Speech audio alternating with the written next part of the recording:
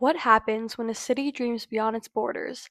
In 1982, Knoxville, Tennessee embarked on an audacious endeavor, hosting the World's Fair. How did this happen? What impact did it have? And what traces of this global event still linger in the heart of East Tennessee? Let's look back at a time when the world came to Knoxville. A World's Fair is a large-scale international event that showcases the achievements of nations, particularly in technology, industry, and culture, often with a focus on a specific theme. Any city can apply and submit a proposal to the Bureau of International Expositions in Paris. World's fairs are held at irregular times based on the proposals received. There was skepticism that Knoxville, described as the scruffy little city by the Wall Street Journal, would be able to successfully host a World's Fair. The first ever World's Fair was held in 1851 in London, England. Some of the other most famous World's Fairs include the Columbian Exposition of 1893 in Chicago and also the 1964 World's Fair in New York City.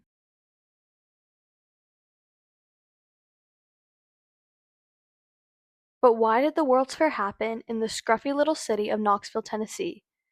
Everything started in August of 1976 when a man named Edward Stevens and other downtown businessmen first came up with the idea for Knoxville to host the World's Fair. They submitted a proposal to the Bureau of International Expositions in Paris. Once they did this and they got the proposal approved, they had to contact the President of the United States, who at the time was Jimmy Carter. He approved this proposal, and it was official. Knoxville would be the host of the 1982 World's Fair. Now, Knoxville had to start raising money. They did this through Tennessee banks and loans, public funding, and with the help of the American government. In the end, Knoxville raised over $66 million for the 1982 World's Fair. Knoxville now had the approval and the money for the fair, but they still had to figure out where they were going to build it. Conveniently, there was an area of the city that they had already been struggling to find a purpose for. This area was an abandoned railroad yard. The area was a 70-acre site, and it was previously home to the Louisville and Nashville, or L&N Railway Yard. This area was a perfect site for the fair, and Jake Butcher and Mayor Kyle Testerman, who were the driving forces for building the fair, began construction. The construction of the fair took approximately 2 years, from 1981 to 1982.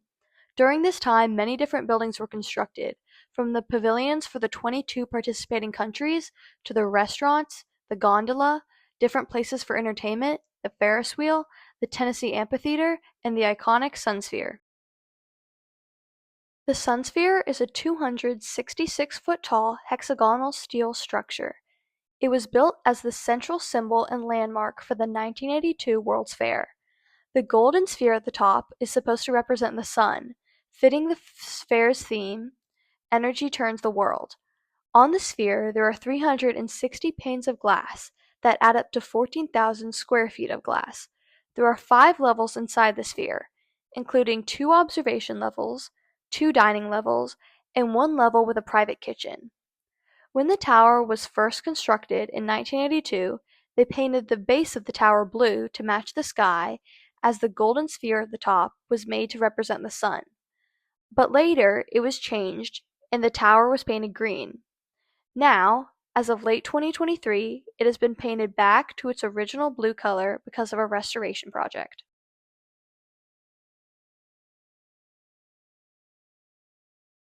As I said in the beginning, most every World's Fair is given a theme to it. The theme of the fair acts as a guiding principle, ensuring that the World's Fair is more than just a trade show or a cultural festival. It makes the event into a focused exploration of a significant idea, fostering learning, dialogue, and an insertion on a global scale. The theme for the 1982 World's Fair was Energy Turns the World. This theme was chosen because of the global energy situation of the time and to highlight the advancements of innovation in energy production and conservation. It began as a thoughtful response to the 1973 through 74 energy crisis, which itself was a result of the Yom Kippur War in the Middle East and the conquest of Arab oil embargo on Israel's allies. Gasoline prices tripled in the United States and presented a major problem to solve. The fair had many different advertising techniques that they used to get people to come to Knoxville. The slogan of the fair was, "You've got to be there." It was the main advertising tagline, emphasizing that the event was unmissable. It was used in television commercials that were broadcast worldwide. Advertisements pointed out that the fair would showcase new technologies and ideas related to energy, including things foreigners would experience for the first time, such as touchscreen technology and pay-at-the-pump systems. The city's association with the energy research and development through the TVA and Oak Ridge National Laboratory was used to reinforce the fair's theme and Knoxville's relevance. Items like the World's Fair beer cans that came in various collectible colors and merchandise featuring the fair's red flame logo would help to create buzz and serve as ongoing reminders of the event.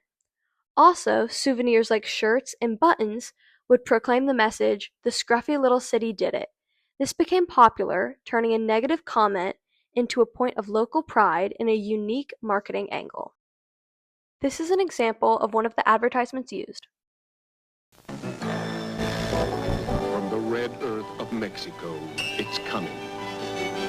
From China, a piece of the Great Wall, it's coming.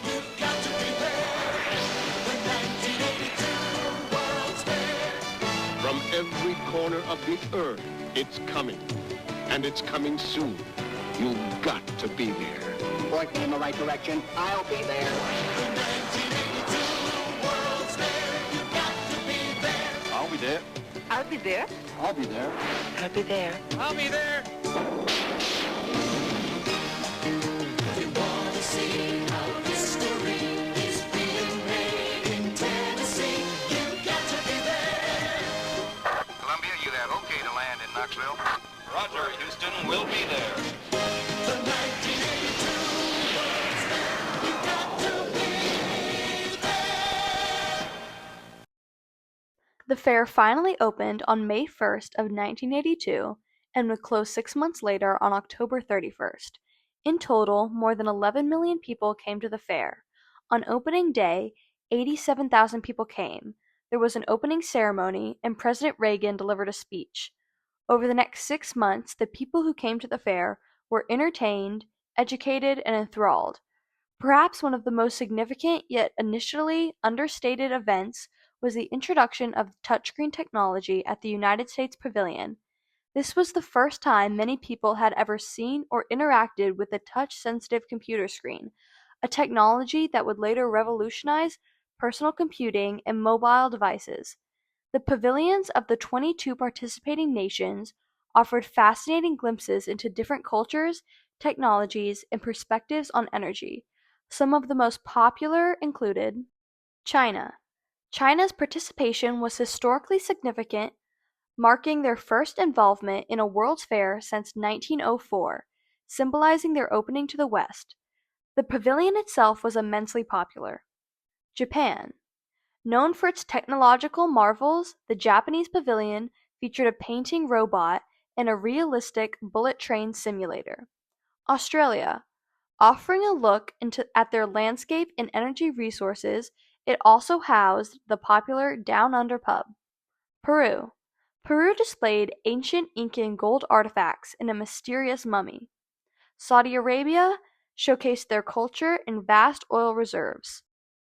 The restaurants at the fair and the food and drink you could get there was also a very important part of the experience. Coca-Cola debuted their cherry flavor at the World's Fair, and Petro's Chili and Chips was a Knoxville-based food that became a sensation at the fair. Originally served in a Fritos bag and known as Petroleum Belly due to the fair's energy theme. Sports also made an appearance at the World's Fair. The Pittsburgh Steelers and the New England Patriots played a preseason NFL game at Neyland Stadium as a part of the 1982 World's Fair entertainment. The game, held on August 14, 1982, was a Steelers victory with the score 24-20. Another iconic moment at the fair was when Poland led at the time by pro-Soviet dictator Wojciech Jaruzelski, was suppressing free speech. There was a solidarity movement going on for Polish freedom. The Polish orchestra, while performing in the Tennessee amphitheater, held up the Polish flag for freedom. This would have been a crime in Poland and was a show of bravery and an example of how the 1982 World's Fair was a place for freedom and equality. For my interview, I talked with Patricia Ribeiro.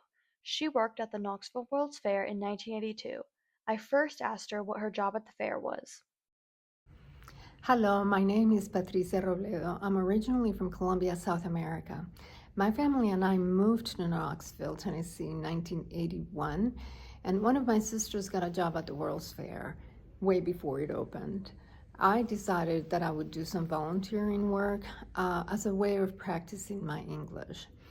I started volunteering with the finance department, where I would make the season passes. I would take the photographs and make the pass for people who would become frequent visitors to the World's Fair site. It was during that time that I had the opportunity to apply for a job as a VIP hostess, basically giving people tours of the World's Fair site and working the information booths.